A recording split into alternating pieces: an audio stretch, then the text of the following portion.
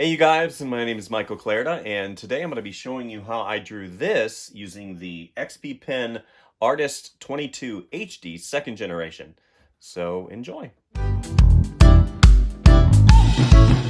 Okay, so welcome back to the channel, you guys. Today I'm going to do a really short tutorial, like 15 to 20 minutes long, showing you guys a little fun exercise that I like to do whenever I don't really have a lot of creativity to do a daily sketch. If any of you guys are wondering, I try to do a daily sketch, something that kind of exemplifies my quest to learn and be a better artist. And this particular exercise is really good whenever you sit down and you don't have a lot of creative juices flowing in your brain. It also is really good because it breaks down the the process of character creation to its rudimentary, really basic forms, right? We think about character creation as being something really complex, but whenever you sit down and you break it down into simple shapes, then you realize you can create some really complex images and come up with something lots of fun. So the character that, the mashup, I call them mashups, mashup between one animal and another animal, and you mash them together to create something new. So this is a fun exercise that I actually, I know works because I've tried it in multiple grades whenever I taught at not only the kindergarten level, but all the way up to high school and through college. So this exercise is really good for those really beginning in drawing because it teaches you anatomy, it teaches you character creation, it teaches you basic shapes and forms, and you can rely upon this to create some really fun and exciting characters.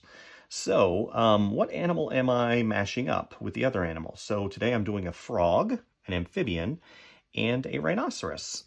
I'll be working on the XP Pen Artist 22 HD second generation, and I'll be using the XP Pen remote, and it's paired to an all-in-one, so something similar to maybe a Surface or a Dell or a Lenovo, one of those products that's currently in the marketplace. I think that eye's a little bit too big. Currently in marketplace that a lot of you guys are using nowadays. All-in-ones are very popular because they're inexpensive compared to a desktop, and they're very powerful with their integrated graphics cards and their their processing power. So why did I choose a amphibian and a rhinoceros? Well, first of all, rhinos are really awesome and huge and armor plated, and they're kind of, how do I equate them? Kind of like an elephant and a dinosaur. So they kind of look like a modern day, like a triceratops. And I think that's really cool, first of all. And second of all, with a frog, you've got that amphibious quality to him that is kind of slimy, and it's slimy, and as well as kind of fragile. So in character design, one of the things that I learned early on was whenever you have kind of that dichotomy of design, that dichotomy being two elements that are placed together that are opposites. So a frog being a small, slimy amphibian, water-based, that is a little fragile, right? Frogs look a little fragile. If you pick them up, you don't really grip them. And then you have a rhinoceros that is tough. He's huge. He's got horns, and he's just overall, really robust. Kind of like he's kind of like the Jeep of the animal world, right? He's all terrain, he's no frills, he's got armor plating, and one of the things that I always like to do is combine those two elements. So as I progress forward, what's going to end up happening is I'll do the basic sketch, and then I'm going to put you guys on a short time lapse to show the inking process, and then finally I'll wrap up putting in color. I'm going to try to keep the video to around 15 to 20 minutes total. Total drawing time could vary from 45 minutes to an hour, depending on how complex I want to get and as I narrate through.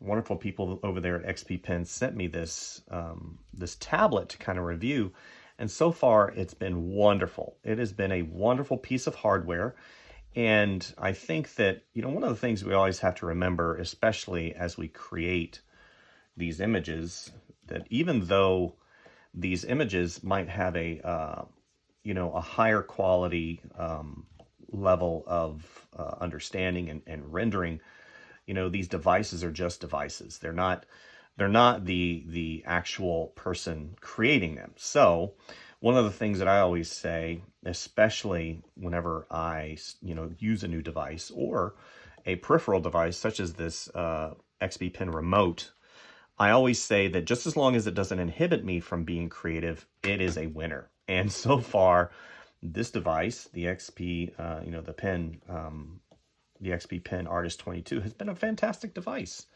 I've done quite a few pieces on it, and it's got, I believe, 1,000, or not 1,000, but it's got over 8,000 levels of pressure sensitivity, which is really great, very comparable to other devices in the marketplace. But also, it's got an HD screen, which is kind of the standard now. I know other screens are higher resolution, but the reality is if you're not doing super incredible renderings that involve you zooming in to absolute nil, then the HD screen is really good, especially if you're just coming into the to the digital art world. This is a great budget tablet, and I definitely recommend it for those who are interested in getting into digital art. There you go. So, what am I doing? I've got my base sketch down. Now I'm going in and just putting in some of those areas that I think would exemplify and help out the, the drawing overall. So if we look at certain reference items, which right now I'm not really going off a reference. I've looked at a lot of different frogs, and I've got a pretty good idea of what frogs look like. But, having your reference items in front of you is really good, just as long as you're not what I like to refer to as a slave to your reference. You don't want to go in and use your reference exclusively, because it can actually work against you, especially if you don't own the reference. So always be mindful of your reference materials, where you get them, how you use them, how you place them, and of course, how you reference them. It's very important that you do that, because you don't want to be in a situation, like I have been in the past, directed by certain entities to use a reference exclusively, and then you get snagged because you've really followed the reference too exclusively. And if you don't own the rights to that, you need to make sure and give reference to the person who owns that reference. So, that being said, this is a complete kind of reference-free sketch. I'm thinking about all the elements of a rhinoceros and a frog. Kind of sounds like a movie, The Rhino and the Frog. Okay, so as we come here, I am thinking anatomy. I am thinking, how I can merge these two huge different types of animals. One, again, is very slimy, very slippery. The other one is huge and hulking, and I need to remember that I can't really favor one of the other. Now, obviously, this is kind of the body of a frog, but I've gone in and tried, at least, to show you elements of each. Let's give him some little hair up here. I might need to... There we go.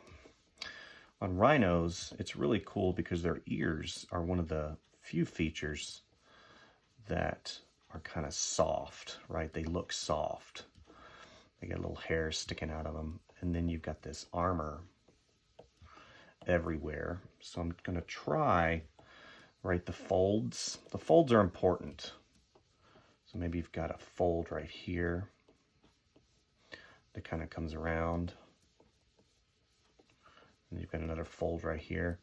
And the folds, it seems the creases in the folds are what really make a difference with these. And I had to do the legs of the frog, right? So this comes here. And then we're going to have this large toenail that kind of juts out somewhat.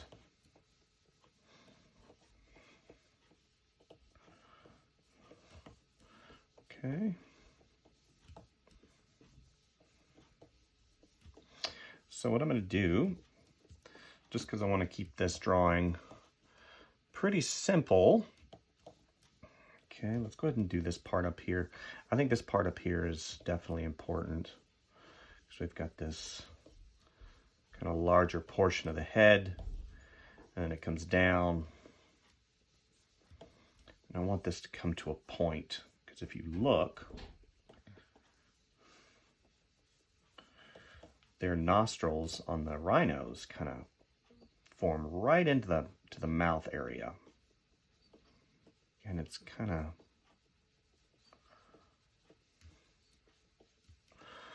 there we go.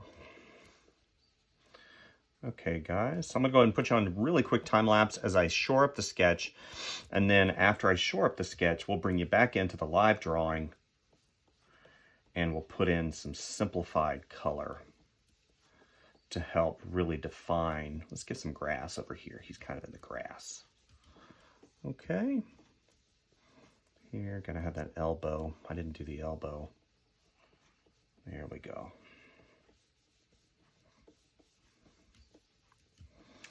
Okay, so let's put you guys on time lapse.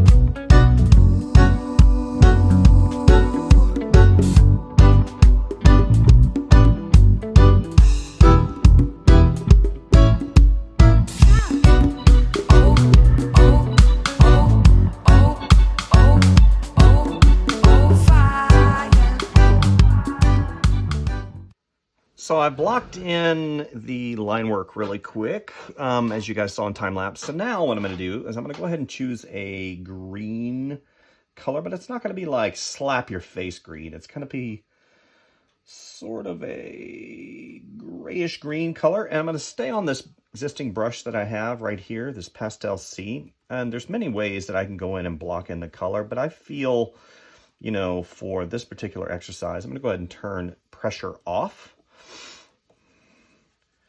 I'm just going to start blocking in the color. There's a lot of ways that you can do this in this particular program. I'm using Photoshop today.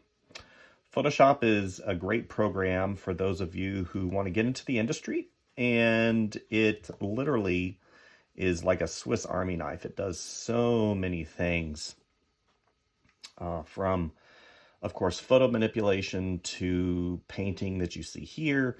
It does have the capability as well to manipulate 3D. So if you're interested in Photoshop, obviously, Google it, search it, do whatever you need to do, and start learning.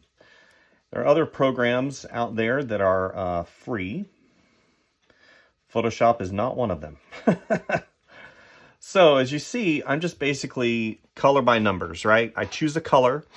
I start blocking in what is called local color being a hue that doesn't have any light or shadow on it.